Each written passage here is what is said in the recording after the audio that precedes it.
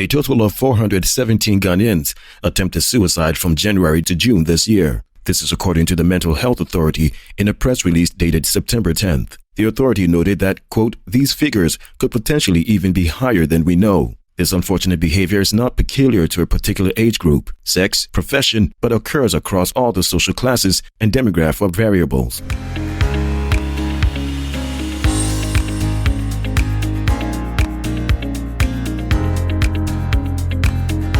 The authority continued by stating that, quote, one person dying by suicide is disturbing, and these suicide figures are painfully far too high. There must be a concrete effort to end this phenomenon. In 2018, the number of people who attempted suicide was 797. The numbers increased to 880 in 2019. However, it dropped to 777 in 2020.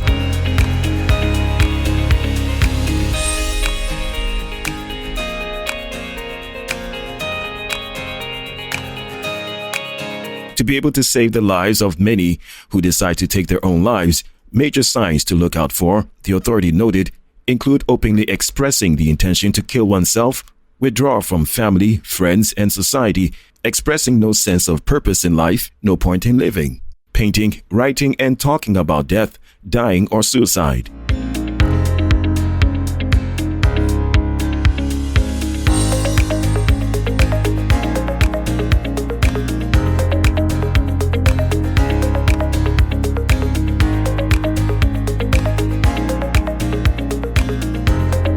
The Electricity Company of Ghana has cautioned the public against a proliferation of fake electricity meters that are being sold to unsuspected customers.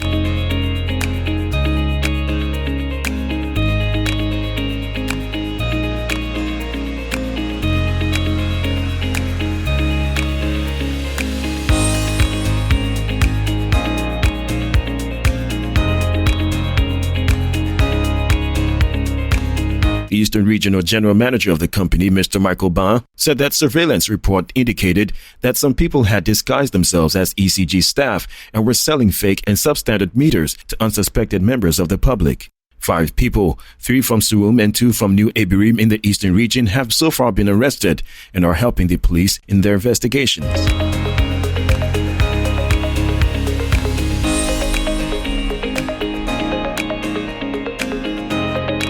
He said over the last few months, some unscrupulous people had gone to the rural communities to sell fake and substandard meters to some people. Some of the fake meters, he said, could easily cause fire outbreaks because of how they were designed and molded.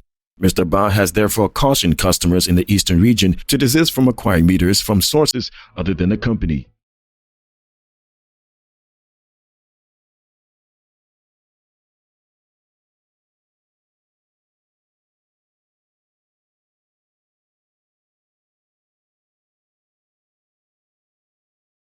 The National Road Safety Authority says it has begun an exercise across the country to remove illegal lamps from vehicles and initiate prosecution of offending drivers.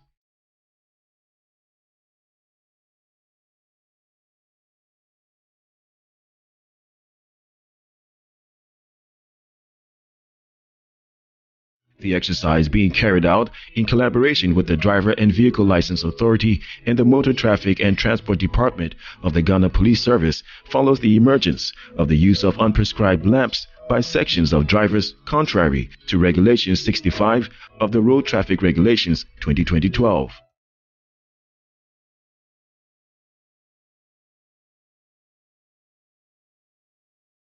According to the NRSA, the practice exposes other road users to the threat of crashes, especially at night. A statement issued by the authority said the exercise to enforce the law started on Thursday, September 30th, 2021, and urged drivers and vehicle owners to voluntarily comply with the law to avoid any inconveniences.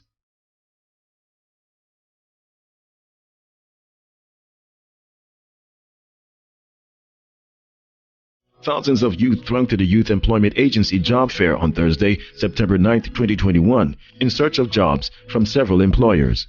They formed long queues at the Accra International Conference Center, and many of them struggled to enter the building to secure jobs with companies.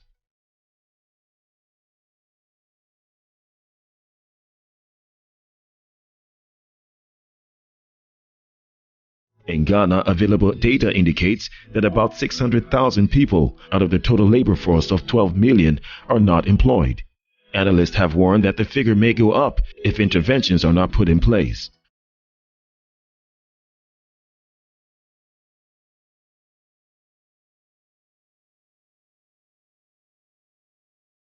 According to the agency, 3,500 job vacancies are to be filled by the end of the two-day job fair.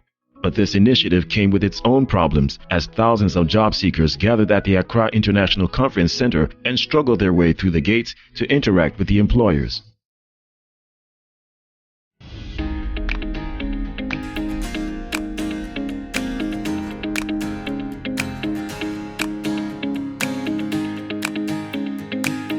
President Nana Akufo-Addo has commissioned Oti Region's first One District, One Factory project. The factory, which is located at Adunkwata in the Kratchi East municipality, is a wholly owned Ghanaian company.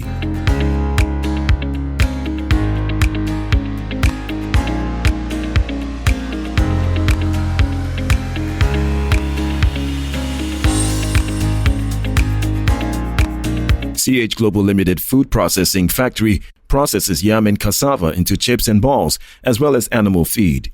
Currently, it has the capacity to process over 800 tubers of yam per day, a raw material which is abundant in the Oti enclave.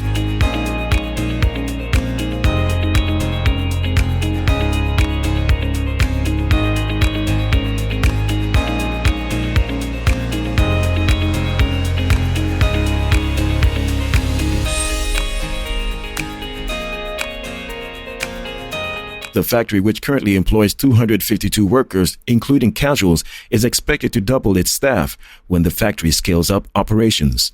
Residents in the area expressed delight for the project and hope more will be established to make use of the many other food crops that go waste on their farmlands.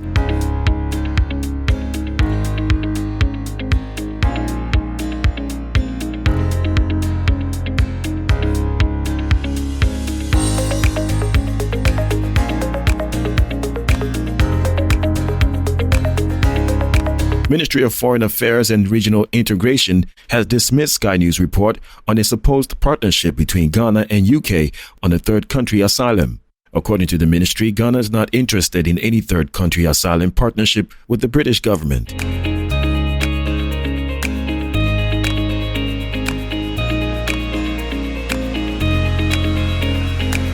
The ministry further stated that it has not held any discussion or received any proposal from the British government centered on third country asylum partnership.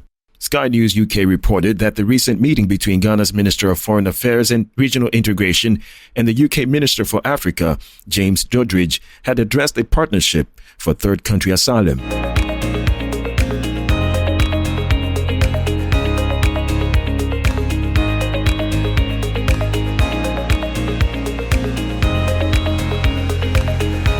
However, a statement issued by the Foreign Affairs Ministry September 8, 2021 stated that, quote, the Ministry of Foreign Affairs and Regional Integration wishes to clarify that at no point in the discussion was a partnership on a third country asylum addressed. The ministry categorically stated Ghana is not interested or has no intention to consider any proposal on third country asylum.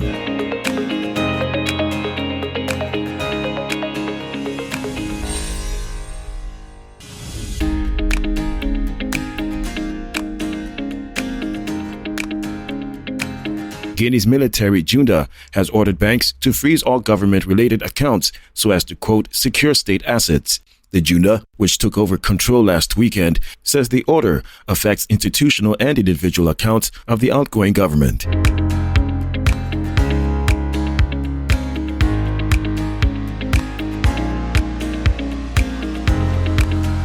Senior officials of the government of the ousted President Alpha Condé will not be able to access their accounts.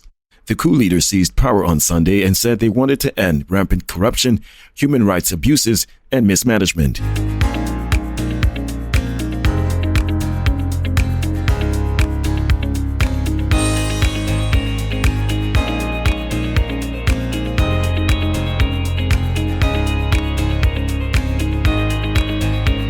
The West African Regional Bloc, ECOWAS, which is seeking a return to a constitutional order, has deployed a mission to hold talks with the Guinean authorities. The bloc has also called for the release of President Koundé, who's been detained by the military.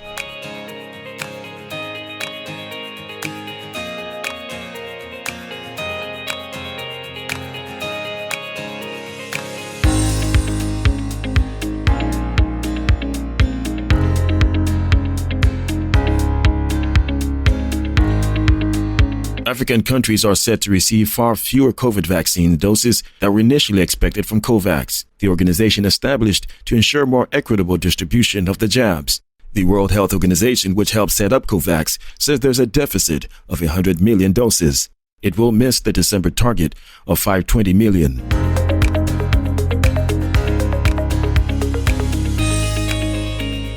The UN Global Sharing Scheme says bilateral deals that manufacturing companies have with rich countries, as well as delay in regulatory approvals, are partly to blame for the reduced target. Just when vaccine supplies were picking up in African countries, an alert issued by COVAX is a sign that the global push for vaccine equity is still yet to bear fruits.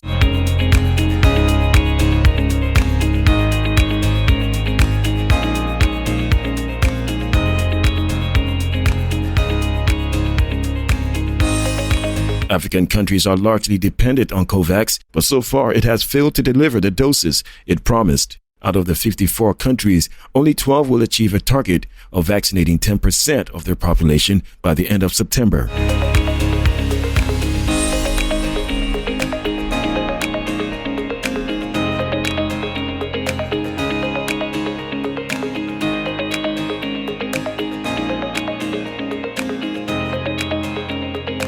U.S. President Joe Biden has announced sweeping new COVID-19 measures that require workers at large companies to be vaccinated or face weekly testing. The measures also include a vaccine mandate for millions of federal government workers and come as cases in the country are surging.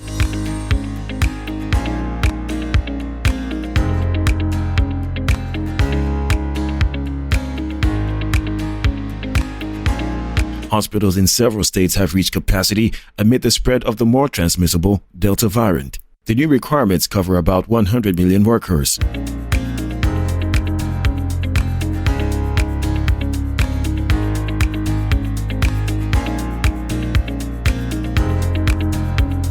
Quote, "This is not about freedom or personal choice. It's about protecting yourself and those around you," the president said as he unveiled his plan. More than 650,000 Americans have died with COVID-19 since last year. Some 80 million people in the U.S. remain unvaccinated.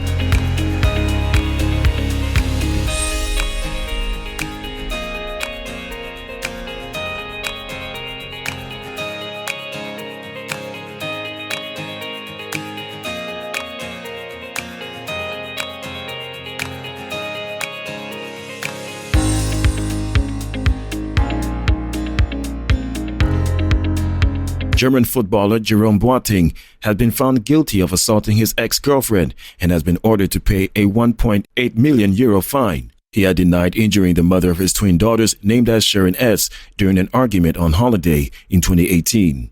She told the court in Munich that the former Bayern Munich defender and 2014 World Cup winner had punched her so hard she lost her breath for a moment.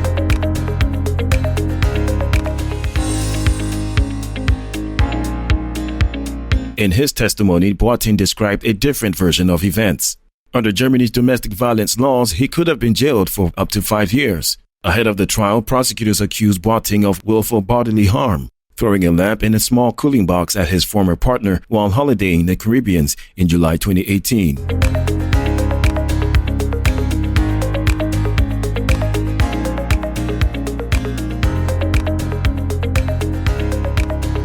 Testifying in court, the woman said Boateng had punched her, pulled her hair, bitten her on the head, and insulted her during an altercation. Boateng admitted in his testimony that tensions had escalated during a game of cards and that they had argued, but he said she had become aggressive and insulting, hitting him and injuring his lip. When he tried to push her away from him, she fell.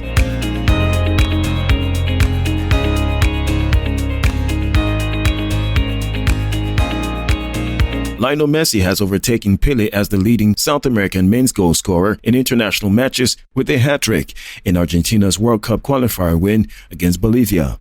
Scoring all the goals in the 3-0 win in Buenos Aires brought Messi's total for Argentina to 79 in 153 games. Brazil legend Pelé finished his career on 77 international goals in 92 games.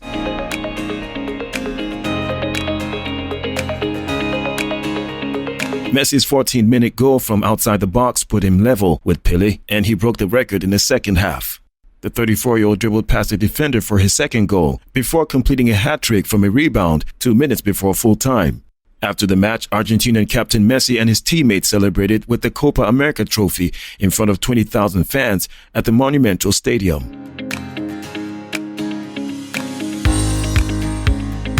He led the side to the title, his first major trophy in international football, in July, beating Brazil in the final.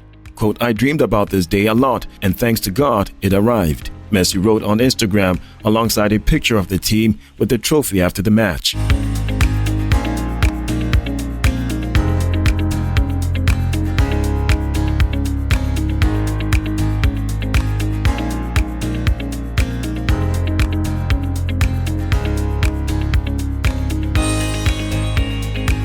Music star TwoFace Adibia has broken his silence on the row with Annie, his wife. The superstar has been silent since last week when his wife took to Instagram to accuse him of messing around with Pero Adini, his first baby mama. Annie had alleged that TwoFace's family had refused to accept her despite all her sacrifices.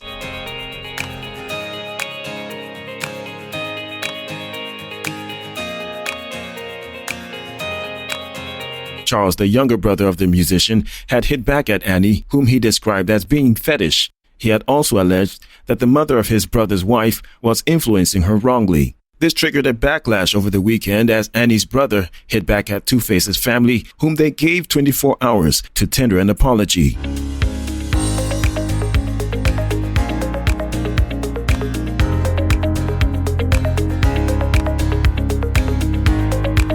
Early on Wednesday, an audio in which Annie said her husband has sneaked to America went viral. Annie had accused TwoFace's cousin for conniving with him on a trip, vowing to, quote, ruin so many things. But several hours after the audio went into circulation, TwoFace demanded that the, quote, madness must stop.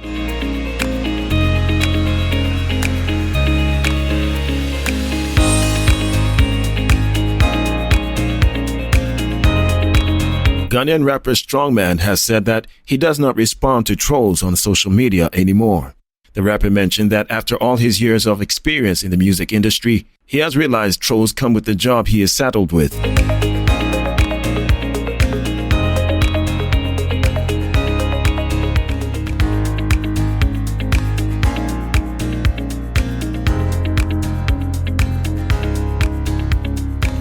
Quote, "I don't reply, I don't block, I don't do anything again. Now I'm used to it. I now term it as an occupational hazard," he said. The rapper has been a victim of social media trolls since his introduction into the music scene in 2012, after he won the maiden edition of the hip-hop reality show, The Next Big Thing, in GH Hip Hop.